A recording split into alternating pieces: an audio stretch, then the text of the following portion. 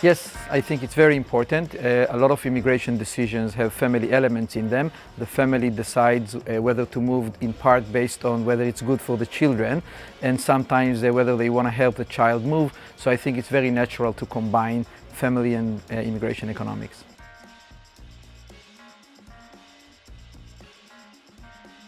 Well, it's a good question. I think if you think about it, many policies of how to integrate immigrants into society and how to help immigrants assimilate and help them and their children do better have to do with decisions that the family have to take, where to live, where to move to, and so on. And so I think that the intersection of both of them can help us inform better decisions for family as they decide whether to migrate or not.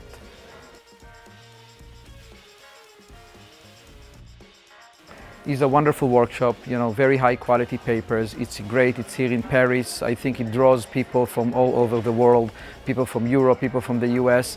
It kind of shows us how many problems have many similarities between across countries, and also brings people from across fields. And so I think it's great. I mean, I loved it, how it combines family economics, immigration economics, Europe, US. Was really an eye-opening conference.